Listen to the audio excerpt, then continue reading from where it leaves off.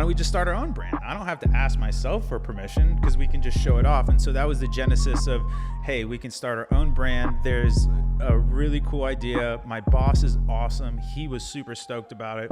But now it gets to a place of like, okay, cool. I have the dream, but how do I build it? I had this really random idea. So a company's named after Pierre de la Fermont. He's a super famous scientist, mathematician. Our CEO, Rashid, is also super educated, went to Wharton, went to Stanford, London School of Economics. Anyways, his CV's crazy. So I love just high fashion French stuff, you know that. Like Same. I fuck with the French, Italian fashion houses the most. I had just listened to the LVMH episode of Acquired. Fantastic podcast. Go check it out. It's probably one of their best episodes. And it's all on LVMH, the holding company of pretty much the biggest fashion houses in the world. So I had this idea. I was like, you know what? Why don't we start a SaaS luxury line and a merch? Like Very Rabah-like. Very This Rabah. is a very Rabah-like. You know, there might have been some think vapor in the air. We were getting it. We were getting it done. We figured it out. And so then I was like, okay, cool. What would I call it? And so many times it's people try and make like they redo the wheel, where I'm more of like a Virgil guy, right? Where it's like, dude, just change 5 to 7% of the actual core 3%. There you go. See, he was gonna check me on it. 3%. RIP Virgil. Yeah. Off-White just sold, by the way. I know. I saw that. Sadness. But anywho, so you changed a little bit of 3%. So I was like, okay, cool. And even more so, I'm also a big believer in reduction, not addition. So I was like, what could I do? And then I was like, you know what kind of fucks? FRMT. That's gas. And so, okay, then this just spawned this whole thing of like, okay, cool. What's a collection line that we can make? How could we do this? And then the whole goal being, we are a platform, a technology that allows people to acquire things on D2C. And one of the challenges that we've had on the marketing side was case study, showing off the product, et cetera, because we play with really big brands.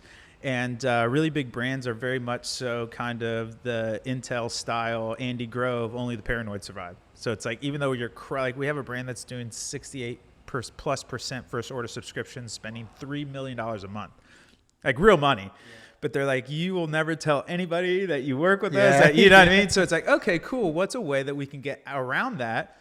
Why don't we just start our own brand? I don't have to ask myself for permission because we can just show it off. And so that was the genesis of, hey, we can start our own brand. There's a really cool idea. My boss is awesome. He was super stoked about it.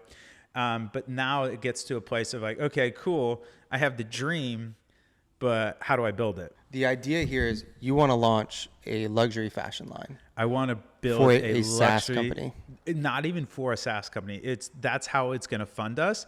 I want people to see FMRT as its own luxury fashion line. Interesting. Yeah, okay. yeah. So not even like, obviously there's the dotted line to FMRT, but I want it more to see this is its own fashion brand that's run off of FRMT technology. So the idea then is, okay, the luxury line is the moonshot marketing, because you're kind of having this difficulty right now with these case studies, right? People being, you're working with amazing brands, it's working, but you can't really talk about it. And if you can't be the one, if you can't talk about it, then it's like, or show off the product. Gotcha. So now you're like, okay, how am I going to be able to show off the product? I'm going to build my own luxury line. One, because I'm a swaggy guy. That's it. I like fashion. I've always wanted to start my line. Connection to the French. French and Italians, in my opinion, do the best fashion. Fair. And you're like, okay, we're going to start this. We want to start a line so we can show off the technology, and we'll have our own case study. We'll be our own case study, basically. Exactly right. Where you can, because the other thing is we can show you the numbers, we can show you the conversion rates, we can show you every single thing. We can totally open the kimono, because we're not doing this to make money. We're doing it to be able to promote and show the awesomeness behind the technology that is actually making the money. I love how this brand is now, if it's positioned correctly, it's an acquisition channel. It's exactly right. You know, it's an acquisition channel. It's exactly right. And it's cool because it's like, you also get to create a lot of dope products. What are you envisioning for this collection? For the first collection, I want to do, I've kind of already landed on a name because I wanted to do something punny. So I was going to do style as a service. And I like so that. For people out there, SaaS, that's a joke. That's what we do. When I was looking at kind of these drops, usually there's some sort of cohesive through line, and then having a mix of sized and non-sized. I think 5 to 7 items in the set would be really awesome. Possibly one of the things maybe thinking about we in B2B SaaS, there's kind of this joke where there's just a lot of dinners all the time. Like, oh, we have an extra seat at a dinner. So maybe like a dinner plate or something like that. But this is where I need you, where I have the piece of putty. I have the money to sculpt the putty, but I don't have the sculptor. I like it. And I also want to think about how different this is in B2B SaaS. You know, I don't even think that's something we talked about, because we were talking about this off air a little bit before this, where B2B SaaS marketers, they're khaki pants, boat shoes. They're still rocking Sperry's. They're a little vanilla. They're still rocking Sperry's, right? No judgment on that. But no, it's, do your thing. But this stands out so heavily in the market, right? And there also is, I think what you guys are doing too that is smart is there is this kind of gravitation towards streetwear and high-end fashion, where even Mark Zuckerberg's changing his complete look. Dude, he right? just got a custom shirt done by probably one of the most famous fashion houses, or at least famous is probably the hottest fashion house on the planet right now. And he got a one-on-one shirt. Like 100%. Yeah. I mean, and I think that's like a moment to pay attention to, because I think you guys are doing the right thing too, right? Like the things are trending that direction, where I'm noticing it on Twitter, where most of the squares live, that they are dressing a little differently. It's the reality. It's the reality. And you guys are coming in here with this idea to completely break the mold. Yeah, I mean, that's definitely, again, that's why I'll usually do one moonshot marketing a quarter, carve out 5 to 10%, because what you said is exactly right. The cheapness of the attention arbitrage is just like, why not just grab it? SaaS in particular is a little bit different funnel than D2C. D2C is a very linear conversion. You have awareness, consideration, conversion. SaaS is this crazy ecosystem. It's more of like a pinball machine, where you might download a white paper, go to an event, do a demo. There's just all these touch points that are really hard. And so for me, being able to give people a really cool story to grab onto, I think people will experience the world in stories. And if you can emotionally connect with them and then get the halo effect around luxury, around high end, around performance, around these things that are kind of core values for the company, for me, it's a no-brainer. And again, because there's nobody doing it, it stands out even more. So it's like, why wouldn't you do it? Like, it's better to be early than late and good. I love that. This gives the story to the head of marketing, VP of marketing, CMO of whatever D2C brand, and be like, oh yeah, did you see what they just did? That's really cool. What do they do again? Oh, they do that? That would be really useful for us. And the other thing, going back to, it's easier, I think two of the most powerful words in the English language are show me. And our product is a bit nuanced and complex in terms of how you construct a funnel, what you can do in the funnel. But if I can just show you in 30 to 60 seconds how I'm using it, how it might not be the exact way you're using it, but it's close enough to the idea for you to be like, oh man, I could use it like this, or I could use it like that. And that's way more impactful than 10 fucking white papers about 100%. the top CRO tactics or whatever. Again, there's a time and place for those things, but that's the genesis behind that, when you can have this full-fledged marketing ecosystem with community, content, education, and then you have this moonshot marketing. I think that's the way you win. So now start walking me through inspo for the collection. What are some brands you're looking at? Because I think, again, I think I have some of the people to connect the dots, and I already have kind of this person in my head that I think would be perfect for a project like this. Give me some of the inspo. Give me some of the pieces you're thinking about. Definitely higher end. Like I said, not like mid-tier or luxury. So again, the Hermes of the world, the Christian Louis Vuitton, the Gucci's, that kind of vibe. Rabah don't play. Exactly. Rabah don't play. Like that. Basically, if you have to ask how much it is, you can't afford it vibe. Yep. Where it's like, this is super high, and like, we're price agnostic. We're just gonna make the best, most incredible stuff.